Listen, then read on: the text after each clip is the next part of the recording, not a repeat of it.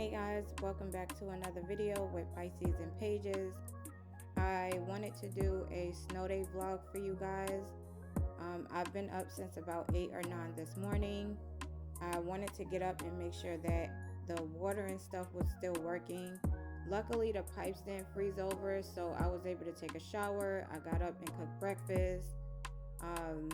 I had the heat on, lit some candles and stuff upstairs and downstairs to make sure it's warm enough in here, and I just been reading and watching TV all day.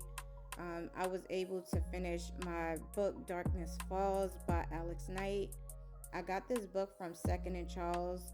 It's about a lady whose brother was murdered 20 years ago, and she ends up running into the guy that killed him, and she tried to get him thrown in jail because they actually was never able to catch him when he did it. But it was a good book. I will read another one. The streets and everything over here are still pretty bad. They've been completely covered all day. It has been raining ice all day as well. It sounds like they're starting to work on the streets now. I guess now that everything probably has calmed down.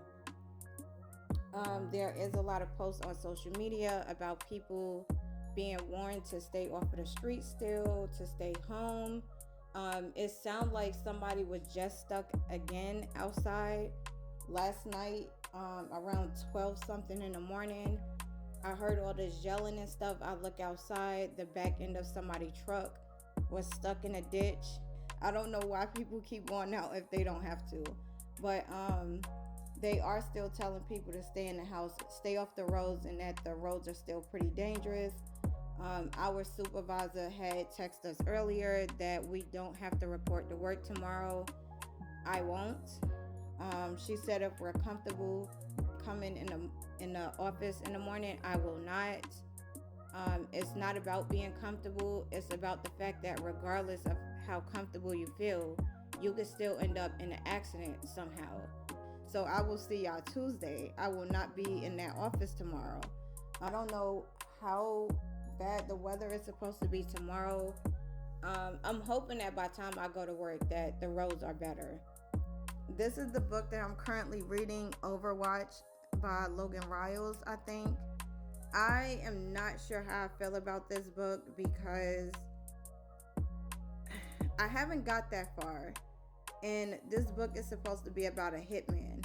It's kind of bothering me that they already have a love interest in chapter 3 and talking about his heart skipping, and I don't want to hear that. Like, I'm really nervous because it's giving insta love, and that's the worst type of romance there is. It kind of made me want to return the entire series to the store.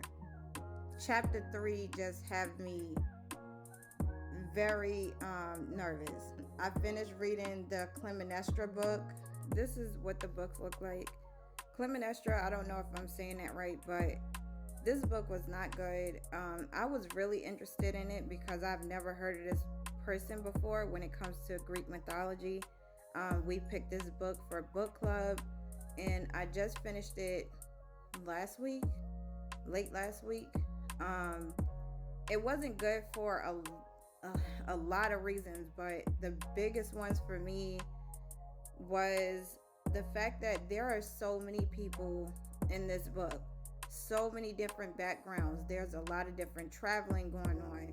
There's a lot of different places that are mentioned, and yet there is not one map in this book for you to follow along with what the author is saying. The amount of times that this lady says the word fresco in this book was pissing me off. I actually searched how many times she said it in this book, and she said it over 30 times throughout the book. Another thing that I didn't like is the fact that there's not really a sense of time in this book. You don't really even know how old people are. You don't know how much time is passing or anything. Like, for example, by time we found out how long Tantalus was at their palace in Sparta, she was pregnant. We didn't know how long he was there. If it made it feel like they just met and she liked him, and bam, next thing you know, she's pregnant. But then he ends up saying that he was there for months. There's no type of time period or anything being mentioned, which lead me to my other point. Tantalus ends up getting murdered along with his newborn baby. He explained to his people that they now have an heir, now he has a wife and everything, and that when he come back, he's going to be bringing them with him. So he left and came back to Sparta to get Clytemnestra and the baby. He never came back home. He got killed in Sparta after that. And there's no mention of the kingdom reacting to that. There's no mention of a war, nothing. And then it time jumps 15 years into the future and left in the dust somehow. But Tantalus continues to be mentioned throughout the book, and I feel like because of that also, something should have been explained as to the consequences behind him being murdered. That's a ginormous plot hole that they have in this book, and it doesn't make sense to me how that was missed. The inconsistencies with some of the things that the characters say throughout the book. For example, when she was talking about Leon leaving, but Leon has never left you for you to say that he's always going to come back. The person that wrote this book to supposed to have a degree in Greek mythology, it doesn't read like I'm reading something that somebody of that caliber wrote. Like, a part of me want to be like, it's a debut, take it easy on a person, but at the same time, it doesn't seem like there was too much editing or anything that went on with this book, and that's another reason why it's as bad as it is. But these are the most recent books that I've completed or I've been looking into. What are you guys reading while you're snowed in? I will talk to you guys later.